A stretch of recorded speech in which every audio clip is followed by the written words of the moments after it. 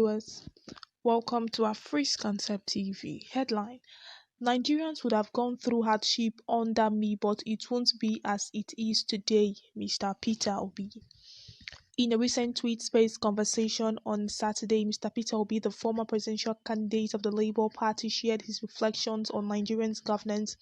Had he been elected president, he acknowledged that Nigerians might have encountered some challenges during his tenure. But he firmly asserted that the level of hardship experienced today would have been significantly marginated. In Mr.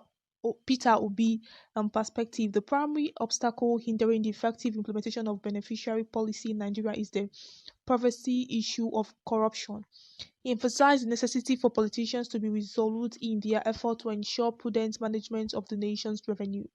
He said, "Before you start any form of policy, there must be a good formulation and implementation. And this does not mean Nigerians are not going to go through hardship and difficulties. Nigerians would have gone through under me, but it won't be as it today. It's what we have today is that we are trapped in the process of the thinking of yesterday. And if you are trapped in that process, you will not see tomorrow.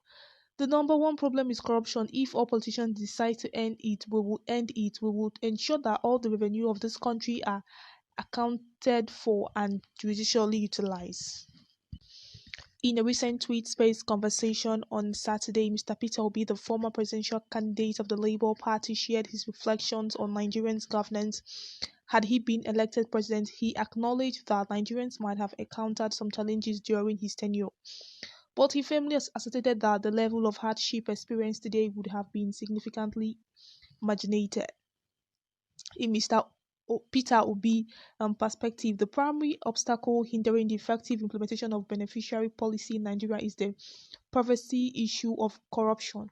He emphasized the necessity for politicians to be resolute in their effort to ensure prudent management of the nation's revenue. He said, "Before you start any form of policy, there must be a good formulation and implementation. And this does not mean Nigerians are not going to go through hardship and difficulties. Nigerians would have gone through under me, but it won't be as it today. It's what we have today is that we are trapped in the process of the thinking of yesterday. And if you are trapped in that process, you will not see tomorrow. The number one problem is corruption. If all politicians decide to end it, we will end it. We will ensure that all the revenue of this country are accounted for and judicially utilized."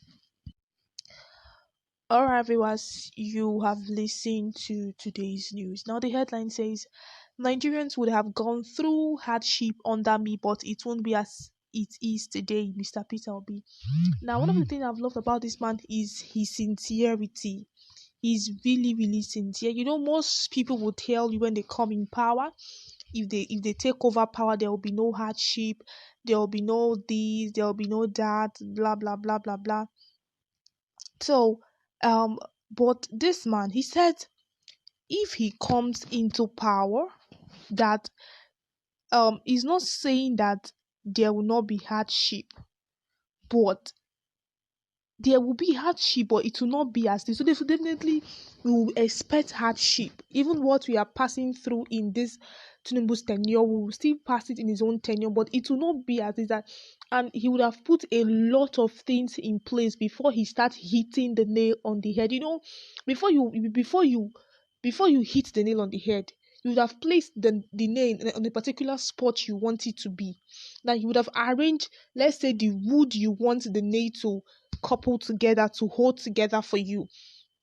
So you would have arranged it and make sure they are together, because any mistake you make, you will have to pull out the nail and start putting it back again, which is going to be very, very stressful, and it might even make the wood look cracky and not smooth. You understand? So now what I'm trying to say is that Tinubu is actually working, yes, but he's hitting the nail on the head when it is not supposed to. He has not fixed the wood correctly.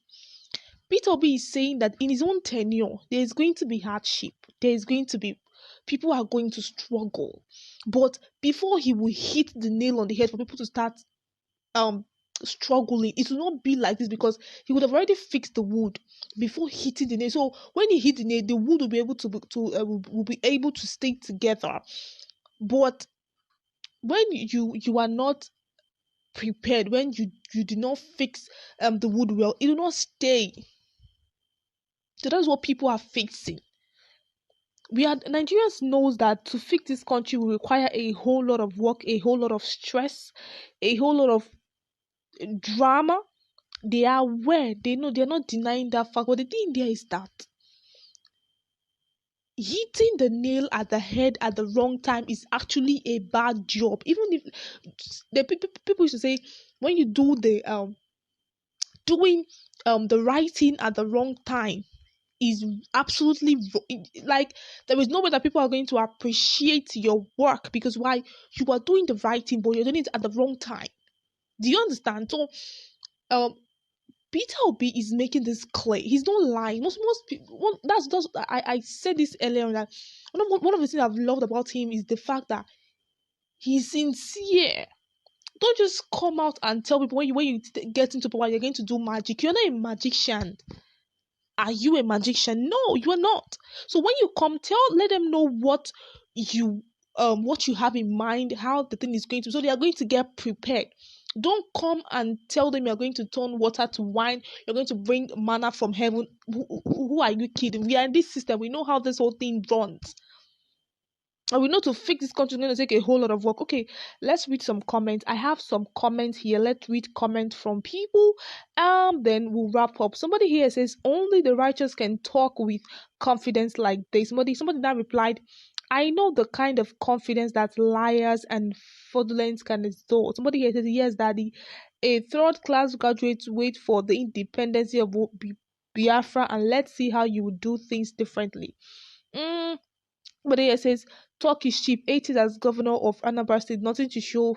Oh, most people, I don't know why most people would just say something while they would not check. You are saying that he has been in the office and he did not work. I really need to. This person that commented, did you actually do a research on Anambra State, how it were before and when Peter Obi take over, how it is now? You understand? Because I love the fact that people are commenting, but when you want to comment, get your fact right, so you don't confuse people. You understand? I am not saying Peter Obi like did miracles, like, but at least he worked.